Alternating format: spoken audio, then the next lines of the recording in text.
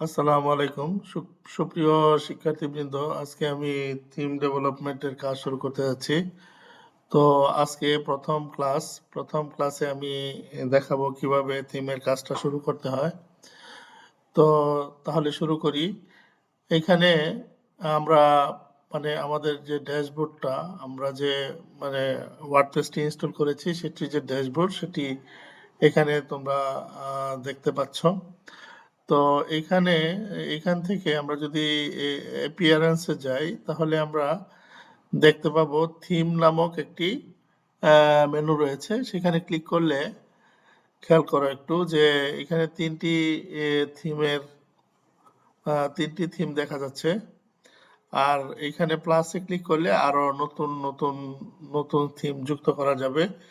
তো প্লাসে ক্লিক করে আমরা অনলাইন থেকে আপলোড করতে পারবো অথবা অন্য কোনো লোকাল ফোল্ডার থেকেও থিম আপলোড করতে পারবো।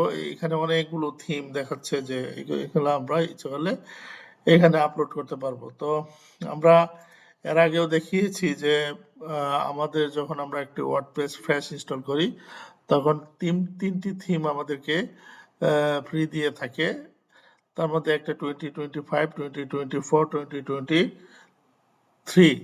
তো এখানে 2025টি ইনস্টল বা অ্যাক্টিভ করা আছে, আর বাকি দুটো ইনঅ্যাক্টিভ করা আছে। তো আমরা ইচ্ছা করলে যে কোনো এই দুটার যে কোনো একটা যদি অ্যাক্টিভ করি তাহলে এটা ইনঅ্যাক্টিভ হয়ে যাবে। তো এইভাবে আমরা থিমকে অ্যাড করতে পারি, অ্যাক্টিভ ইনঅ্যাক্টিভ করতে পারি। তো আরেকটা জিনিস খেয়াল করো যে এখান থেকে আমরা যদি প্রত্যেকটা থিমেরই এখানে থাম্বনেলের মতো দেখা যাচ্ছে। তো এখানে প্রত্যেকটি থিমের মধ্যে একটি ইমেজ দেখা যাচ্ছে, এটাকে বলে স্ক্রিনশট। প্রত্যেকটি থিমের স্ক্রিনশট। আর এখানে কিছু ইনফরমেশন আমরা যদি একটাতে ক্লিক করি দেখা যাবে যে বিভিন্ন ধরনের ইনফরমেশন রয়েছে এখানে থিম রিলেটেড। থিমের এটা মানে থিমটির নাম কি, ভাষণ কত, তারপরে এটার অথর কে বা এটাকে কে তৈরি করলো, তারপরে ডিটেলস থিম সম্বন্ধে, থিমের বিভিন্ন ট্যাগ এখানে দেওয়া আছে। এই ধরনের ডিটেলস অনেক কিছু এখানে পাওয়া যাচ্ছে। তো আমরা এই জিনিসগুলা, এই যে থিমের মধ্যে প্রাথমিক এই কাজগুলো আমরা কিভাবে করব সেটা আজকে আমি বর্ণনা করব। তো প্রথমে আমরা আমাদের যে ফোল্ডারটি রয়েছে, আমরা যে মাই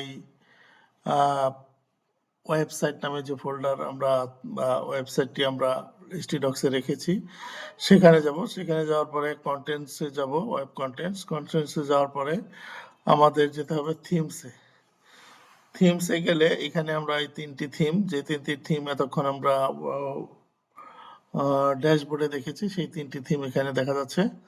তো তিনটি থিমের 2025 ইনস্টল করা আছে, আর বাকি দুটোই আনইনস্টল অবস্থায় আছে। তো আমরা যদি একটি থিমে ঢুকি, এগুলো আগেও দেখানো হয়েছে যে কয়েকটি জিনিস এখানে লক্ষণীয় কমন জিনিস, যেমন এই যে style.css আর হলো screenshot.png।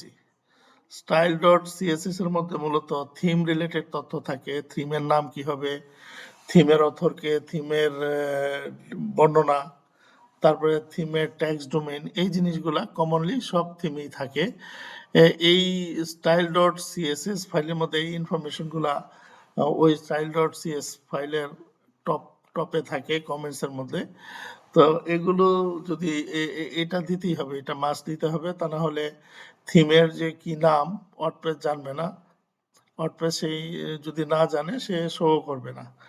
সো এটা প্রত্যেকটাই, যে এখানে দেখো আরেকটি থিম ওপেন করেছি সেটিতেও style.css এই ফাইলটি রয়েছে, তারপরে screenshot.png এই ফাইলটিও রয়েছে।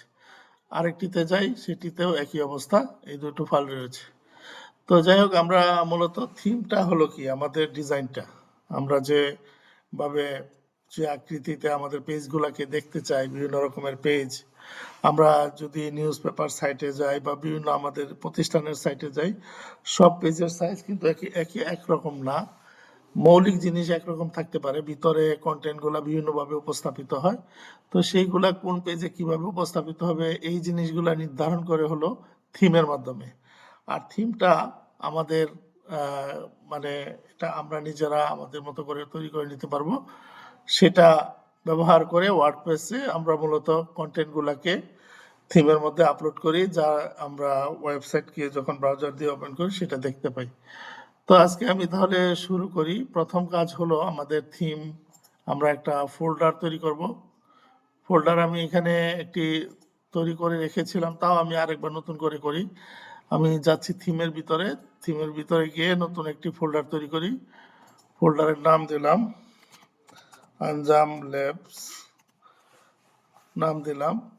নাম দেওয়ার সাথে সাথে আমরা যদি আমাদের ড্যাশবোর্ডে যাই, ড্যাশবোর্ডে গিয়ে খেয়াল করলে দেখা যাবে কি যে নতুন করে এই যে আনজামস ল্যাবস নামে একটি ব্রোকেন থিম এখানে অলরেডি দেখাচ্ছে। মানে এখনো পুরো অস্তিত্ব তৈরি হয় নাই। ওয়ার্ডপ্রেস জাস্ট জানলো যে এখানে একটি ব্রোকেন থিম রয়েছে এবং স্টাইল শিটটা মিসিং রয়েছে। তারপরে যদি আমি পরবর্তী এই ফোল্ডারে আমি ঢুকে আঞ্জাম থিম, থিমের ভিতরে আমি যদি একটি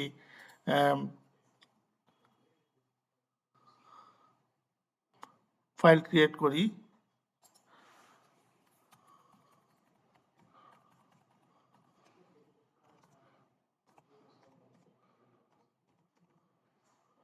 style.css ক্রিয়েট করে এটার টপে আমাদেরকে দিতে হবে থিম রিলেটেড তথ্যগুলো দিতে হবে। তো আমি এখানে অলরেডি এর আগে করে রেখেছি, আমি সময় বাঁচানোর জন্য আমি সেটি এখানে দিয়ে দিচ্ছি। তো আমাদের এখানে যেতে হবে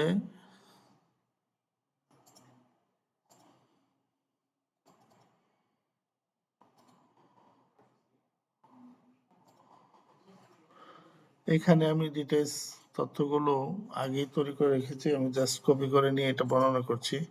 অথবা আমি এটাকে কপি করে দিয়ে দিতে পারতাম, যেহেতু ফাইল তৈরি করেছি সেই জন্য করি, দিয়ে দেই। তো এটা আমাদের style.css, যেটি আমরা এখানে আমাদের যে আঞ্জাম ল্যাবসের মধ্যে style.css এইখানে থিমের ভিতরে এই যে আঞ্জাম ল্যাবসের মধ্যে আমরা থিমসের ভিতরে আঞ্জাম ল্যাবসের মধ্যে style.css এই ফাইলটি আমরা এখানে দিলাম। দেওয়ার পরে আমরা ওপেন করে দেখতে পাচ্ছি এখানে থিমের নেম, থিম নেম, এই থিমের নেম এখানে দিলে পরে ওয়ার্ডপ্রেস বুঝতে পারবে যে এই থিমের নাম কি। তারপরে থিমের থিম ইউআরএলটা এখানে একটা ইউআরএল দিলাম আমার ইচ্ছা মতো।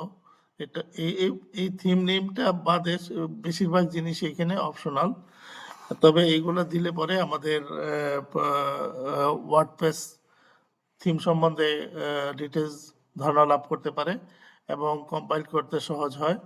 তারপরে অথর নেম আমার নাম দিয়েছি মোহাম্মদ আতিকুল ইসলাম, তারপরে অথর ইউআরএল ওই একই ইউআরএল দিয়েছি, এগুলো অপশনাল। তারপরে বর্ণনা, তো বর্ণনা এখানে এই জিনিসগুলো আমি মূলত কপি করেছি আমাদের যে 2025 থিম রয়েছে সেটার উপরে অংশটুকু কপি করে এনে আমি এই যে এখান থেকে এইটুকু কপি করে নিয়ে মূলত এটা দিয়েছি।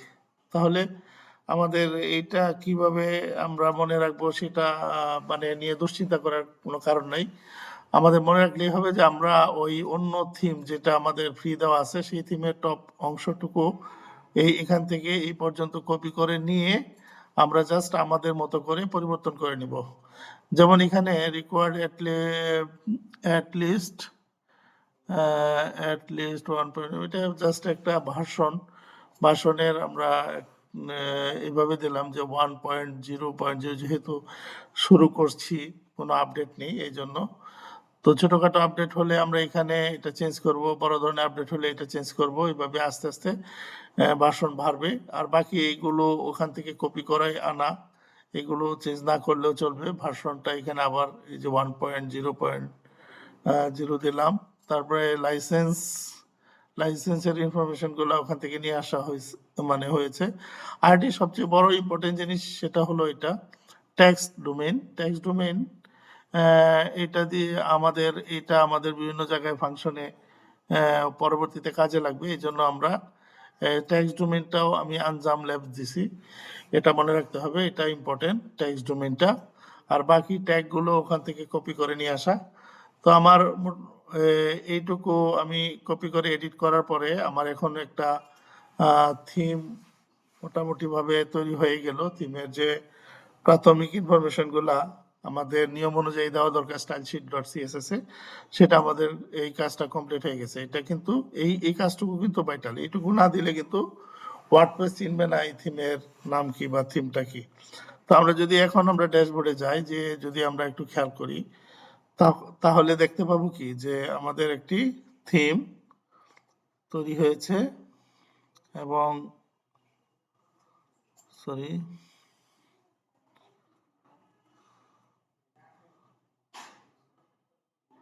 template is missing, theme need to be sorry কোথাও যেন একটু প্রবলেম হয়েছে, আমরা একটু দেখে নিই।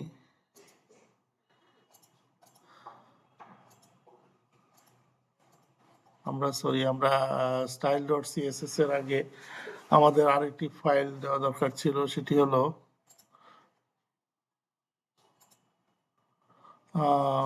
index. এই দুটো ফাইল আবার মানে আমি কপি করে নিয়ে যাচ্ছি, নিয়ে যে বর্ণনা করতেছি কি করলাম এখানে। তো থিমের ভিতরে যাই, এইখানে যে কারণে এখানে মানে এরকম দেখাচ্ছিল সেটা হলো যে আমাদের index.php ফাইলটা ছিল না। এটাও মাস্ট দিতে হবে। প্রথমেই এটা দেওয়া দরকার ছিল index.php। এটা দিয়ে তারপরে style.css দিলে পরে আমাদের থিমটা একটা পরিপূর্ণ থিম হিসেবে দেখায়। তো আমরা এখন দেখি এটা ওভাবে আসছে কিনা। এখন যদি আমরা খেয়াল করি তাহলে দেখতে পাবো যে হ্যাঁ, আমাদের থিমটা ওইভাবে আসছে। এই যে আমাদের এতক্ষণ আমরা যেহেতু index.php ফাইলটা দেই নাই, এই জন্য কিন্তু থিমটা এভাবে লাইভ দেখায় নাই। এখন আমাদের লাইভ দেখাচ্ছে থিমটা। তো তার মানে ওয়ার্ডপ্রেস চিনে গেছে যে আমি একটি থিম তৈরি করতে যাচ্ছি যার নাম হলো আনজাম ল্যাবস থিম। ইচ্ছে করলে আমি এটাকে এখন অ্যাক্টিভ করতে পারবো। তাহলে আমাদের একটা ধারণা হলো যে ইন্ডেক্স ফাইলটিও আমাদের প্রথমেই দেওয়া দরকার ছিল, তারপরে style.css।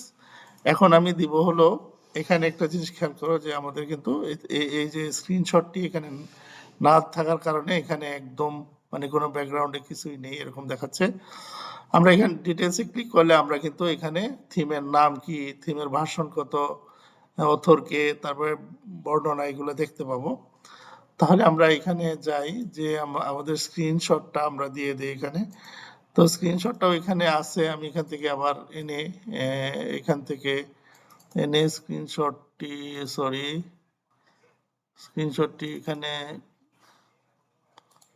এখান থেকে আমি নিয়ে যাই স্ক্রিনশটটি, আনজামে দিয়ে দিলাম। স্ক্রিনশটটির সাইজ হলো 1200 ইন্টু 900 পিক্সেল। এটি তৈরি করে নিতে হবে এবং এটা পিএনজি ফাইল হবে, যার ব্যাকগ্রাউন্ড হবে না। এখন যদি আমরা যাই আমাদের যে থিম অপশনে গেলে পরে এখন আমরা দেখতে পাবো এখানে আমাদের থিমের যে স্ক্রিনশটটি সেটি এখানে দেখাচ্ছে। তো এখন আমাদের একেবারে বলা চলে যে একটি পরিপূর্ণ একটি থিম আমরা তৈরি করতে পারলাম, যদিও ডিজাইনের কোনো কাজই করিনি, একেবারে ফ্রেশ। তারপরে আমরা যদি লাইভ দেখতে চাই যে কি ধরনের কি হয়েছে, তাহলে আমরা এখানে কি দেখতে পাচ্ছি? কিছুই দেখতে পাচ্ছি না, জাস্ট একটি এই যে মাই নিউ পার্সোনাল ওয়েবসাইট, এই একটি অস্তিত্ব এখানে দেখা যাচ্ছে, আর কোনো কিছু এখানে দেখা যাচ্ছে না। মানে যেহেতু আমরা কোনো কিছুই করতে পারি না এখনো, এই জন্য এরকম দেখাচ্ছে। তো আমরা পরবর্তী কাজগুলো ধাপে ধাপে করবো ইনশাল্লাহ। আজকে তাহলে এই পর্যন্তই।